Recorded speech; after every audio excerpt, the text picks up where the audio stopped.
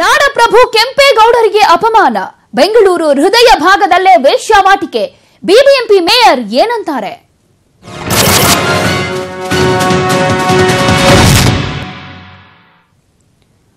ಇಡೀ ಬೆಂಗಳೂರಿನ ಜನರೇ ತಲೆ ತಗ್ಗಿಸುವಂತ ವಿಷಯ ಇದು.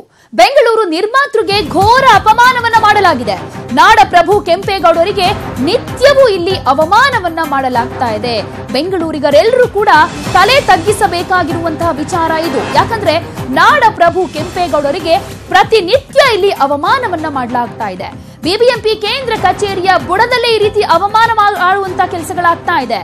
ಕೆಂಪೇಗೌಡ ಮಾದರಿ ಗೋಪುರದಲ್ಲಿ ನಿತ್ಯವೂ ಅನಾಚಾರ ನಡೀತಾ ಇದೆ. ಮಾದರಿ ಗೋಪುರದ ಒಳಗಡೆ ವೇಶ್ಯಾವಾಟಿಕೆ ನಡೀತಾ ಇದೆ. ಗೋಪುರದ ಒಳಗಡೆ ಕಾಂಡೋಮ್ಸ್, ಮದ್ಯದ ಬಾಟಲಿಗಳು ಸಿಗ್ತಾ ಇವೆ. ಕತ್ತಲಾಗ್ತಾ ಇದ್ದ ಹಾಗೆ ಗೋಪುರದ ಒಳಗಡೆ ಅನೈತಿಕ ಚಟುವಟಿಕೆಗಳು ನಡೆಯುತ್ತೆ. ವೇಶ್ಯೆಯರು ಮಂಗಳ ಮುಖಿಯರ ಕಾಮತೃಷೆಯ ಜಾಗವಾಗಿ ಪರಿಣಮಿಸ್ತಾ ಇದೆ ಕೆಂಪೇಗೌಡರ ಮಾದರಿ ಗೋಪುರ. ಗಿರಾಕಿಗಳನ್ನ ಕರ್ಕೊಂಡು ಬಂದು ಕೆಲಸವನ್ನ ಮುಗಿಸ್ತಾರೆ. ಈ ಗೋಪುರದ ಒಳಗಡೆನೆ ಅನೈತಿಕ ಕೆಲಸ ನಡೀತಾ ಇದೆ. ಬಿಬಿಎಂಪಿ ಅಧಿಕಾರಿಗಳಿಗೆ ಗೊತ್ತಿದ್ರೂ ನಿರ್ಲಕ್ಷ್ಯವನ್ನ ತೋರಿಸ್ತಾ ಇರೋದು ಯಾಕೆ? ದೃಶ್ಯಗಳಲ್ಲಿ ಗಮನಿಸ್ತಾ ಇದ್ದೀರಾ, ಮಾದರಿ ಗೋಪುರದ ಒಳಭಾಗದಲ್ಲಿ ಯಾವ ರೀತಿಯಾದಂತಹ ಸಿಚುವೇಶನ್ ಕಂಡು ಬರ್ತಾ ಇದೆ ಅಂತ. ರಾಶಿಯಾಗಿ ಕಂಡು ಬರ್ತಾ ಇದೆ. ಅದು ಕೂಡ ಸಿಗರೆಟ್ ಪ್ಯಾಕ್ ಗಳನ್ನ ಎಸ್ತಿದ್ದಾರೆ, ಮದ್ಯದ ಬಾಟಲಿಗಳನ್ನ ಎಸ್ತಿದ್ದಾರೆ, ಕಾಂಡೋಮ್ಗಳನ್ನ ಎಸ್ತಿದ್ದಾರೆ, ಗುಡ್ಕಾ ಪೇಪರ್ಸ್ ಗಳನ್ನ ಎಸ್ತಿದ್ದಾರೆ. ಅಂದ್ರೆ ಗೋಪುರದ ಒಳಗಡೆ ಇಷ್ಟೆಲ್ಲ ಅನೈತಿಕ ಚಟುವಟಿಕೆಗಳು ನಡೀತಾ ಇದ್ರು ಕೂಡ ಬಿಬಿಎಂಪಿ ಅಧಿಕಾರಿಗಳ ಗಮನಕ್ಕೆ ಬಂದಿಲ್ವಾ? ಅಥವಾ ಬಂದಿದ್ರು ಸುಮ್ಮನೆ ಇದ್ದಾರಾ? ಗೋಪುರದ ಒಳಗಡೆ ತಾನೇ ಯಾರು ಹೋಗಿ ನೋಡ್ತಾರೆ, ಏನು ಆಗೋದಿಲ್ಲ, ತಂಪಾಡಿ ತಾವು ಇದ್ಬಿಡೋಣ ಅಂತ ಸುಮ್ಮನೆ ಇದ್ಬಿಟ್ಟಿದ್ದಾರಾ ಅನ್ನುವಂತ ಪ್ರಶ್ನೆ ಕೇಳಲೇಬೇಕಾಗತ್ತೆ.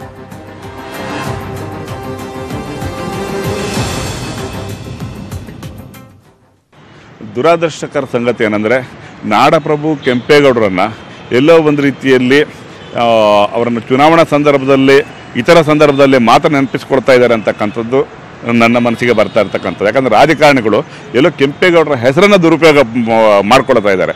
ಇದಕ್ಕೊಂದು ತಾಜಾ ಉದಾಹರಣೆ ಏನಂತಂದರೆ, ಈ ನಾಡಗೋಪುರದ ಅಡಿಯಲ್ಲೇ ಇವತ್ತು ಅನೈತಿಕ ಚಟುವಟಿಕೆಗಳ ತಾಣ ಆಗಿರತಕ್ಕಂಥದ್ದು. ಇಲ್ಲಿ ಕಾಂಡಮ್ಗಳಿರುವಂಥದ್ದು, ಮದ್ಯದ ಬಾಟಲ್ಗಳಿರತಕ್ಕಂಥ.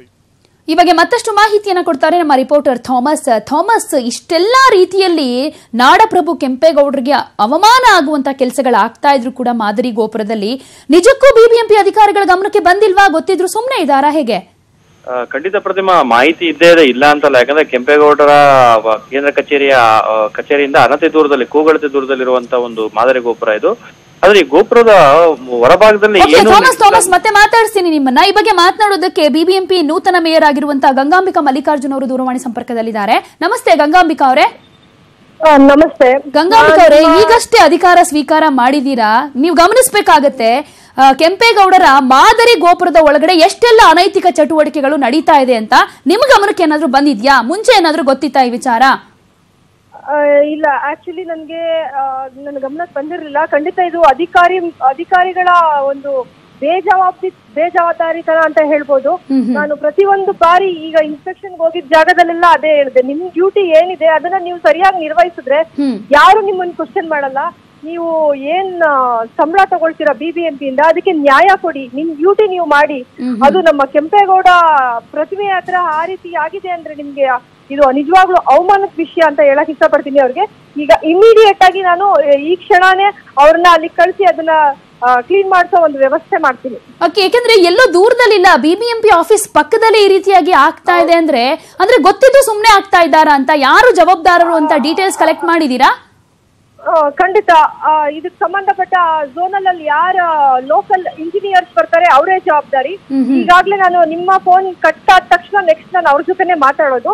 ಇದು ಈ ತರ ಬೇಜವಾಬ್ದಾರಿತನ ಮತ್ತೆ ಬಂದ್ರೆ ಸರಿಯಾದ ಕ್ರಮ ತಗೋಬೇಕಾಗತ್ತೆ ಅವ್ರನ್ನ. ಖಂಡಿತ, ಯಾಕೆಂದ್ರೆ 12 ವರ್ಷಗಳ ಗೋಪುರ ಅದು, ಅದರ ಸುತ್ತಮುತ್ತ ಯಾವ ರೀತಿ ಪರಿಸ್ಥಿತಿ ಇದೆ, ಅದನ್ನ ನೀಟಾಗಿ ಮೇಂಟೆನೆನ್ಸ್ ಮಾಡಿಲ್ಲ ಅನ್ನುವಂತ ವಿಚಾರವೂ ಕೂಡ ಹೌದು. ಸೊ ಇನ್ನು ಮುಂದೆ ಈ ರೀತಿಯಾಗಿ ಆಗ್ಬಾರ್ದು ಅಂದ್ರೆ ಯಾವ ರೀತಿ ಆಕ್ಷನ್ ತಗೋತೀರಾ? ಬರೀ ವಾರ್ನ್ ಮಾಡಿ ಸುಮ್ಮನೆ ಆಗೋದಾ ಅಥವಾ ಏನಾದ್ರು? ವಾರ್ನ್ ಇಲ್ಲ, ಇದು ವಾರ್ನ್ ಮಾಡೋ ಇದೇ ಇಲ್ಲ. ನೆಕ್ಸ್ಟ್ ಯಾವ್ದೇ ಚಾನ್ಸ್ ತಗೊಳ್ಳಲ್ಲ, ಕ್ರಮ ತಗೋಬೇಕಾಗತ್ತೆ ಅಂತ ಹೇಳ್ತೀನಿ ಅವರಿಗೆ. ಓಕೆ. ಇನ್ ಮುಂದೆ ಆದ್ರೂ ಈ ರೀತಿಯಾಗಿ ಬೇರೆ ಕಡೆ ಈ ವಿಚಾರದಲ್ಲಿ ಇಲ್ಲಿ ಮಾತ್ರ ಅಲ್ಲ, ಇನ್ನು ಬೇರೆ ಕಡೆನೂ ಕೂಡ ಈ ರೀತಿಯಾಗಿ ಆಗಿರೋದ್ರ ಬಗ್ಗೆ ಸಾಕಷ್ಟು ಉದಾಹರಣೆಗಳಿದೆ. ಒಂದ್ ಕಡೆ ಹೀಗಾಯ್ತು, ಇಲ್ಲಿ ಮಾತ್ರ ಕ್ರಮಕ್ಕೆ ಮುಂದಾಗಬೇಕು ಅಂತಲ್ಲ, ಬೇರೆ ಕಡೆ ಕೂಡ ಗಮನ ಹರಿಸಬೇಕಾಗತ್ತೆ ಅಲ್ವಾ ಗಂಗಾಂಬಿಕಾ ಅವರೇ? ಹೇಳಕ್ ಇಷ್ಟಪಡ್ತೀನಿ. ಹಲೋ, ಕೇಳಿಸ್ತಿದ್ಯಾ? ಹೇಳಿ. ಅದೇ ಮಾತನ್ನೇ ಹೇಳಕ್ ಇಷ್ಟಪಡ್ತೀನಿ. ಇದು ಒಂದೇ ಜಾಗ ಅಲ್ಲ, ವಾರ್ಡ್ ಅಲ್ಲಿ ಯಾವುದೇ ಒಂದು ಕಡೆ ಕಸದ್ದು ಒಂದು ರಾಶಿ ಇದ್ದು, ಇನ್ನೊಂದೇನೋ ಗಲೀಜಿದ್ದು, ಫುಟ್ಪಾತ್ ಕ್ಲಿಯರೆನ್ಸ್ ಇಲ್ಲದೆ ಇರೋದು, ಏನೇ BBMP ಕೆಲಸಗಳಿರ್ಬೋದು, ಸಂಬಂಧಪಟ್ಟ ಎಕ್ಸಿಕ್ಯೂಟಿವ್ ಇಂಜಿನಿಯರು, AEE, AE ಎಲ್ಲರೂ ಜವಾಬ್ದಾರ ಆಗ್ತಾರೆ. ಯಾವುದೇ ಕಾರಣಕ್ಕೂ ನಾನು ನೆಕ್ಸ್ಟ್ ಚಾನ್ಸ್ ತಗೊಳ್ಳಲ್ಲ ಅಂತ ಹೇಳಿದೀನಿ. ಈಗ ಇನ್ನೊಂದು ನಾಳೆನೆ ಅವ್ರನ್ನೆಲ್ಲ ಮೀಟಿಂಗ್ ಕರಿಬೇಕು ಅನ್ಕೊಂಡಿದೀನಿ.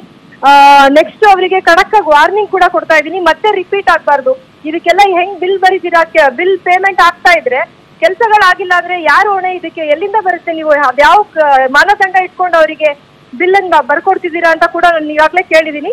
ನೆಕ್ಸ್ಟ್ ಮುಂದಿನ ದಿನದಲ್ಲಿ ಚಾನ್ಸ್ ತಗೋಬಾರ್ದು ಅಂತ ಕೂಡ ಹೇಳಿದೀನಿ. ತಗೊಂಡ್ರೆ ಅದಕ್ಕೆ ಸರಿಯಾದ ಕ್ರಮ ಜರುಗಿಸಬೇಕಾಗುತ್ತೆ ಅಂತ ಕೂಡ ಹೇಳಿದೀನಿ. ಅಲ್ಲ, ಈಗ ಕೇವಲ ವಾರ್ ಮಾಡಿ ಬಿಟ್ಬಿಟ್ರೆ ಮಾತ್ರ ಇದು ಸುಮ್ನಾಗ್ಬಿಡ್ತಾರೆ ಅಂತ ಅನ್ಸುತ್ತಾ? ಇಲ್ಲ ಮಾಡ್ತೀವಿ ಅಂತ ಹೇಳಿದರೆ ನಾನು ನೆಕ್ಸ್ಟ್ ಹೇಳಿದ್ದೀನಲ್ಲ, ನೆಕ್ಸ್ಟ್ ಕ್ರಮ ಏನಿದೆ, ಒಂದ್ ಚಾನ್ಸ್ ಒಬ್ರು ಕೊಡ್ಬೋದು, ಇಲ್ಲ 2ನೇ ಚಾನ್ಸ್ ಕೊಡ್ಬೋದು, 3ನೇ ಚಾನ್ಸ್ ಕೊಡಲ್ಲ. ಕಮಿಷನರ್ ಅವರ ಒಂದು ಮಾರ್ಗದರ್ಶನದಲ್ಲೇ, ಅಂದ್ರೆ ಅವರ ಅಧಿಕಾರಿಗಳಿಗೆ ಅವ್ರ ಒಂದು ಇದ್ರಲ್ಲೇ ಮಾಡ್ಸೋಣ ಅನ್ನೋ ಒಂದು ಯೋಚನೆ ಇದೆ. ಖಡಕ್ ಕಮಿಷನರ್ ಕೂಡ ನಾನು ಹೇಳಕ್ ಇಷ್ಟಪಡ್ತೀನಿ ಇದನ್ನ. ಖಂಡಿತ ಕೆಲಸ ನಿಮ್ಮಿಂದ ಬೇಗ ಆಗ್ಲಿ ಅಂತ ನಾವು ಕೂಡ ಆಶಿಸ್ತೀವಿ. ಥ್ಯಾಂಕ್ ಯು ಗಂಗಾಂಬಿಕಾ ಅವರೇ, ನ್ಯೂಸ್ 18 ಕನ್ನಡ ಜೊತೆ ಮಾತನಾಡಿದ್ದಕ್ಕೆ.